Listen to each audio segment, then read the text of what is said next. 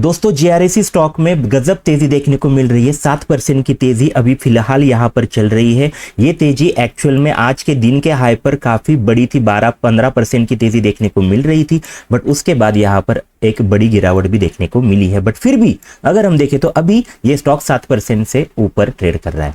तो क्वेश्चन यही है कि इस स्टॉक में आपको बाइंग करनी है, सेलिंग करनी है, कहां पर करनी है, कहां स्टॉप लॉस होगा, क्या आपके टारगेट होने चाहिए, इन सारे सवालों का जवाब आपको आज के इस वीडियो में मिलेगा। तो ये वीडियो काफी इंपॉर्टेंट है, एजुकेशनल है, इसमें काफी कुछ आपको सीखने को मिलेगा। तो वीडियो अंत तक जरूर देखें। वीडियो अगर आपको अच्छी लगेगी तो जरूर दोस्तों के साथ इसे शेयर करें, लाइक करें, चैनल को सब्सक्राइब भी जरूर करें। तो चलिए देखते हैं जीआरएसी में हमें क्या करना है। इसके लिए हम जाएंगे थोड़ा हायर टाइम फ्रेम पर, डेली चार्ट पर जाकर देखेंगे कि यहाँ किस तरह से हमें क्या क्या चीजें करनी है। पहला क्वेश्चन आपके सामने यही होना चाहिए कि जीआरएसी में बाइंग करनी चाहिए या फिर सेलिंग। अगर डेली चार्ट अगर आप देखें तो क्लियरली यहाँ पर अप मूव देखने को मिल रही है, मतलब यहाँ पर बाइंग करना समझदारी दिख रही है डेली चार्ट पर। बट ये जो तेजी आपको दिखने को मिल रही है, स्टॉक काफी अच्छे मूव में है। यहां से अगर आप देखें तो अप्रैल से इस महीने में पूरी तरह से तेजी में ये स्टॉक रहा, बट आज की क्लोजिंग अगर आप यही होती है तो ये एक बुरी क्लोजिंग मानी जा सकती है। स्टॉक अभी 3033 के अराउंड ट्रेड कर रहा है। काफी निगेटिव कैंडल यहां पर बन रही है। गैप के बाद ऐसी कैंडल बनना थोड़ा सा नेगेटिव जरूर है। इसके पीछे का लॉजिक भी मैं आपको यहां पर बताने जा रहा हूं कि ये नेगेटिव और क्यों जा सकता है। तो चलिए थोड़ा सा और हम इंडिकेटर ऐड करेंगे, सपोर्ट रेजिस्टेंस की बात करेंगे ताकि आपको पिक्चर एकदम क्लियर हो सके, आप डिसीजन अच्छी तरह से ले सके। डेली चार्ट, जैसे मैंने कहा कि डेली चार्ट पर क्या है, डेली चार्ट पर एक सारे जो ईएमएस है, ओके, 22-200 वाले सबसे ऊपर ये ट्रेड कर रहा है, तो बुलिश मूव यहां पर है। बट आज मैं एक चीज पर आपका ज्यादा ध्यान यहां पर गौर करने के लिए आपको कहने जा रहा हूं। पहली चीज देख लीजिए, वॉल्यूम। इतना जबरदस्त ह्यूज वॉल्यूम, इतना बड़ा वॉल्यूम इतनी बड़ी तेजी के बाद आना एक्चुअल में नेगेटिव माना जाता है। क्यों? क्योंकि देख लीजिए इतने हाई पर, इतने टॉप पर, मैं हायर टाइम फ्रेम पर भी जाकर आपको दिखाऊंगा कि ये एक्चुअल में एक टॉप की जगह है जहां पर अभी ये स्टॉक ट्रेड कर रहा है। तो टॉप पर आने के बाद 3400 के आने के बाद ये टिका क्यों नहीं है? इसके पीछे एक्चुअल में टॉप है और उसके साथ साथ ये वॉल्यूम भी इसे बता रहा है कि यहां पर जो वॉल्यूम है यहां पर जमकर बिकवाली ही हुई है, खरीदारी नहीं हुई है। ओके, कैंडल का स्ट्रक्चर और चार्ट का स्ट्रक्चर देखते हुए इस वॉल्यूम को हम इंटरप्रेट कर सकते हैं कि ये जो वॉल्यूम है ये सेलर का वॉल्यूम है।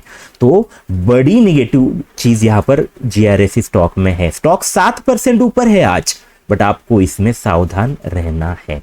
क्यों रहना है? थोड़ा सा हम हायर टाइम फ्रेम पर जाएंगे, वीकली चार्ट पर देखेंगे कि क्या पिक्चर है। ओके, वीकली चार्ट आपके सामने है और देख लीजिए वीकली चार्ट पर ये एक काफी बड़ा अहम रेजिस्टेंस है 3500 के आसपास, 3400-500 का जोन।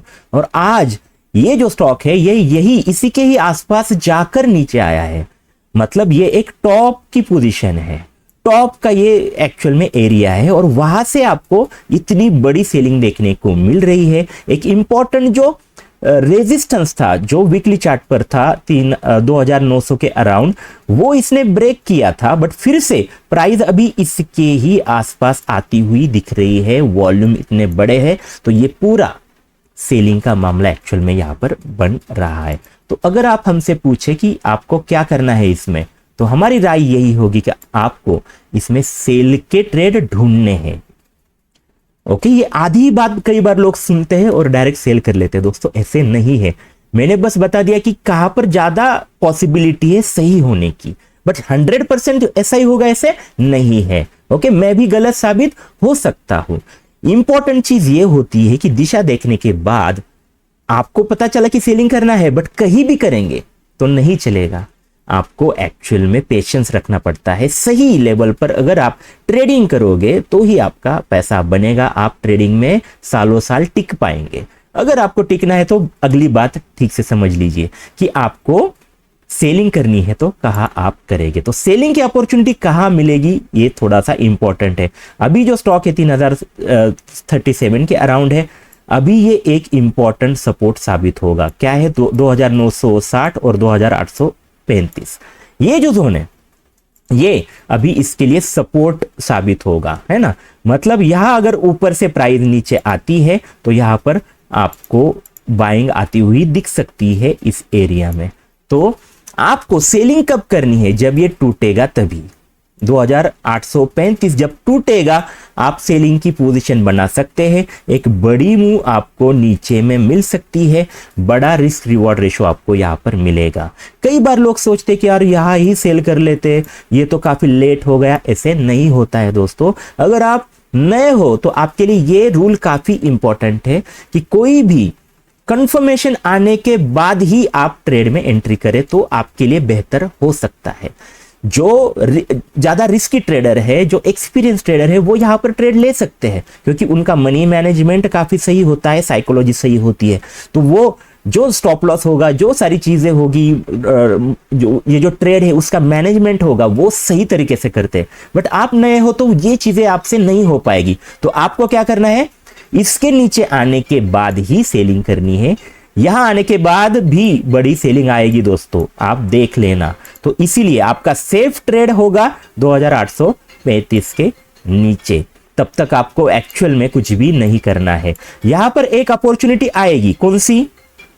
एक यहां पर जब स्टॉक यहां आएगा तो यहां बाइंग की भी अपॉर्चुनिटी आएगी, बट मैं थोड़ा यहां पर बाय करने के मूड में नहीं हूं। क्यों? वीकली चार्ट देखने के बाद, वॉल्यूम देखने के बाद यहां मैं फंस सकता हूं।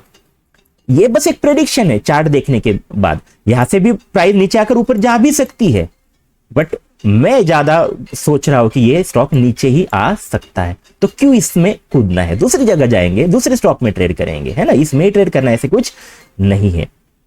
तो इसीलिए इसके नीचे आने के बाद ही सेल का ही यहां पर सोचिए।